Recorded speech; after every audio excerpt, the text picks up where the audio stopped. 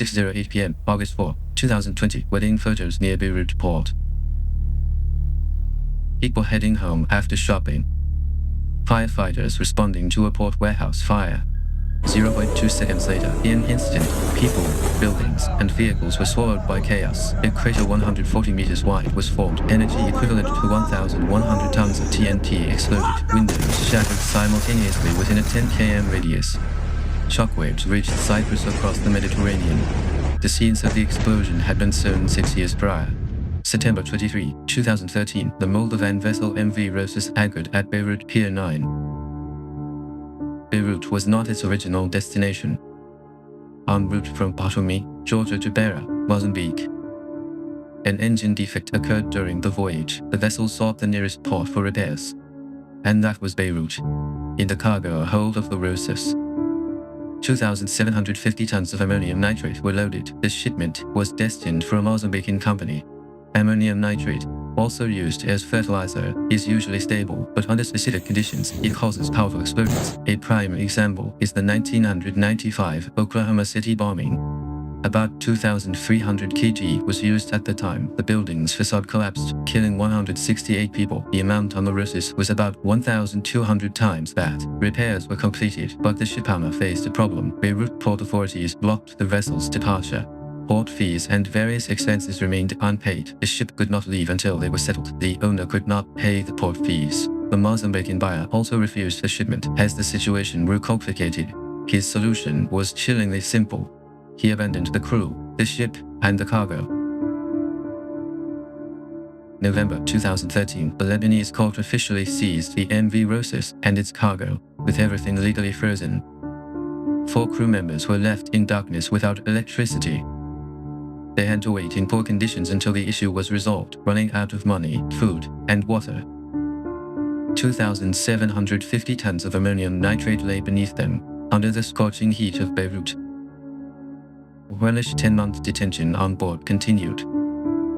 Among the crew were Ukrainian nationals, with help from Ukraine's foreign ministry, and lawyer Charbel Dagger in Lebanon. They finally left the ship in August 2014.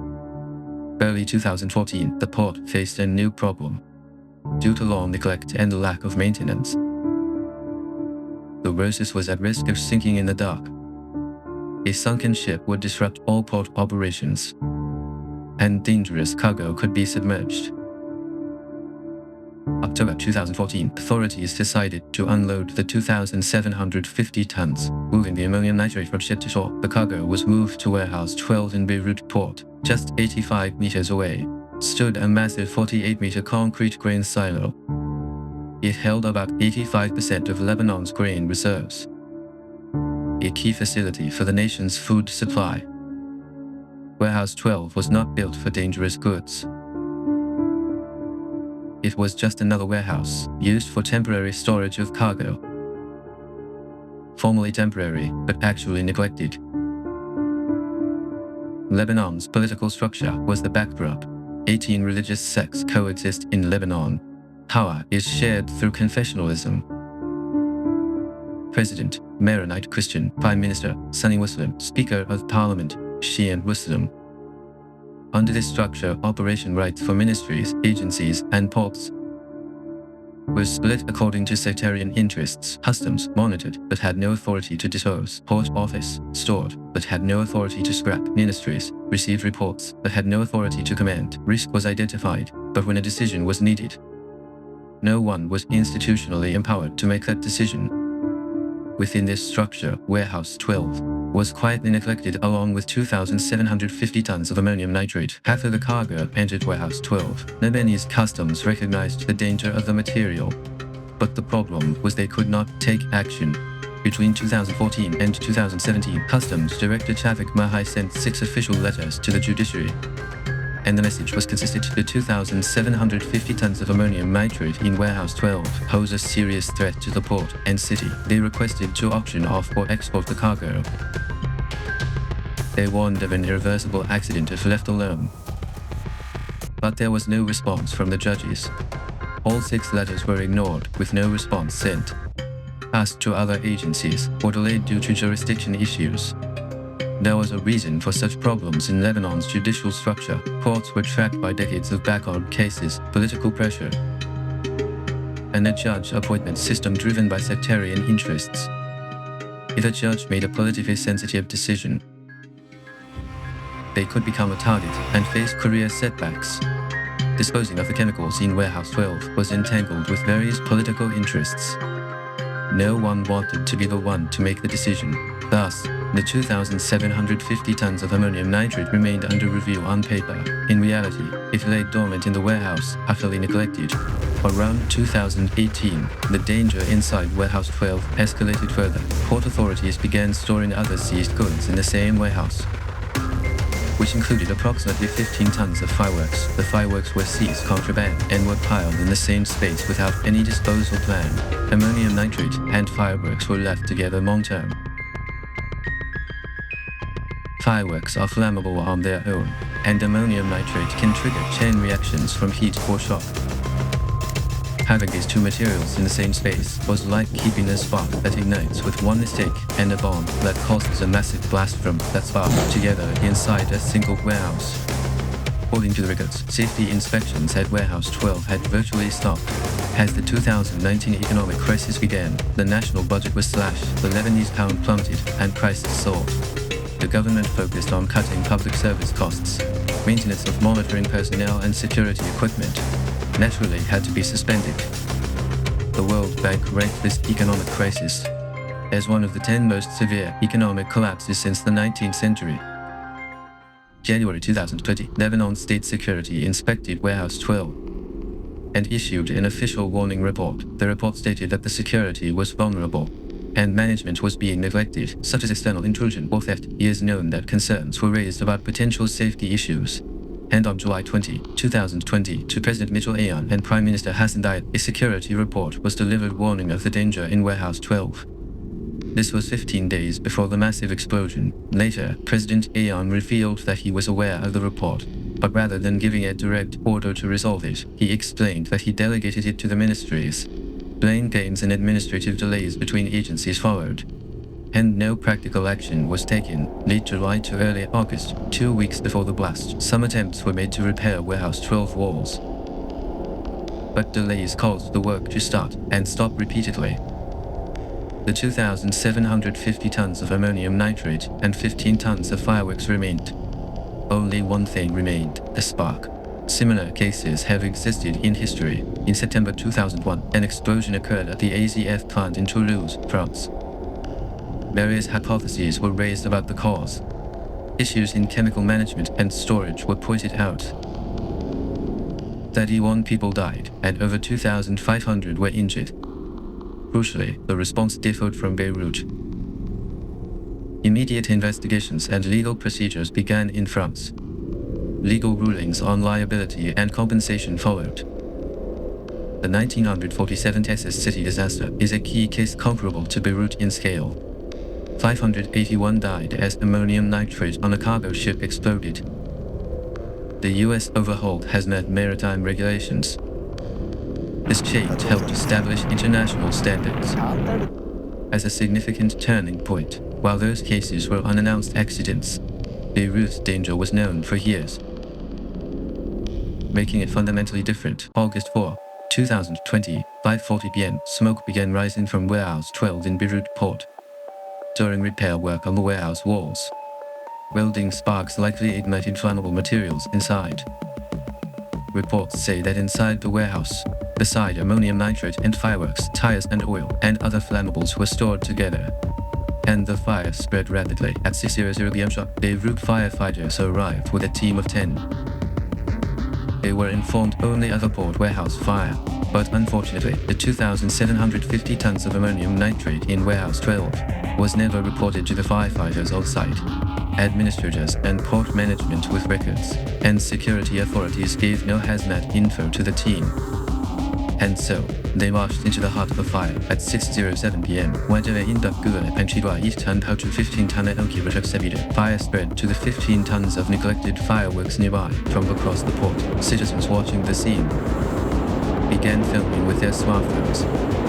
The fire footage spread quickly on social media, but at that moment, no one knew that the flash was heating 2,750 tons of ammonium nitrate. 6:08 p.m.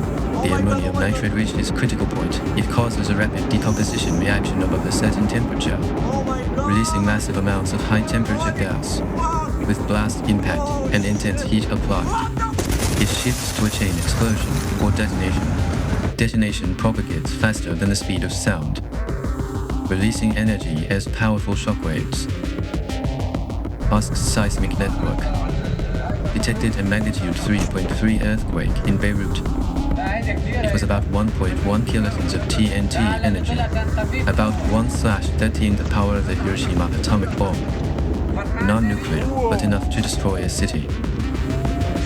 The crater 140 m wide and 43 m deep formed at ground zero, and Mediterranean seawater flowed into the crater.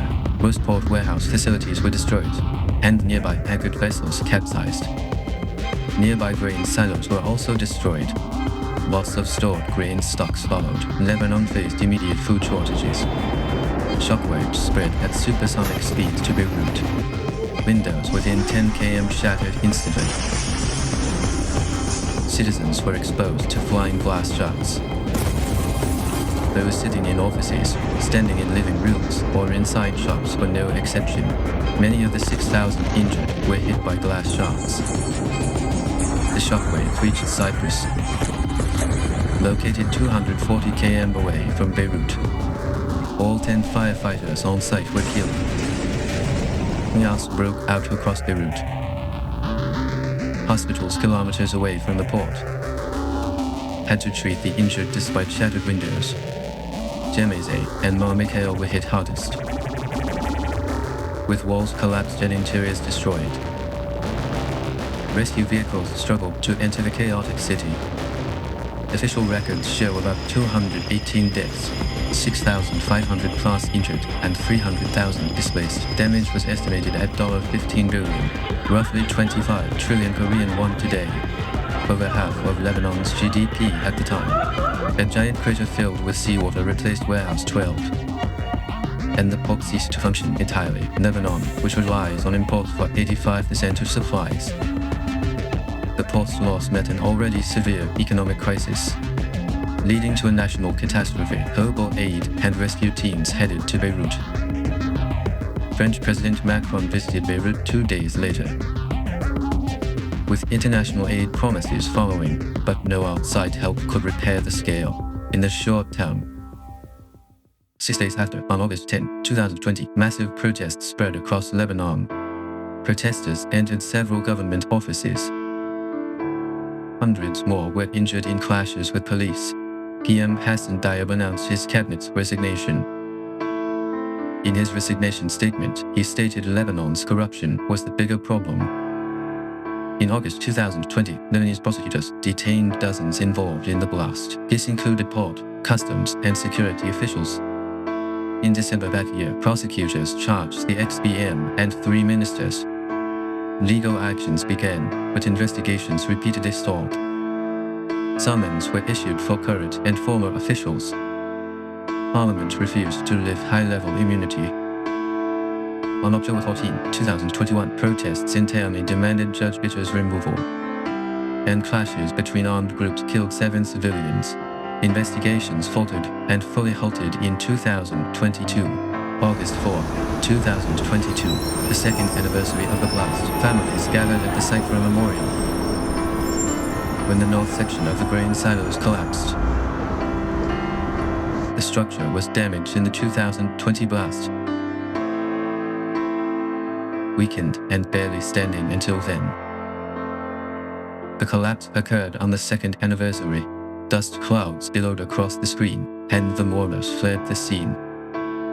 The government tried to demolish the silos, but reversed the decision due to families' protests. Families demanded the silos be kept as a memorial. Lebanon's economy has worsened since 2020.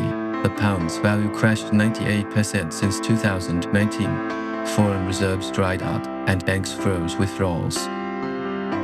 The aid meant for the victims' families lost its value as the currency crashed. Many of the 300,000 displaced had yet to return home after 6 years. where warehouse 12 once stood, still remains a seawater-filled crater.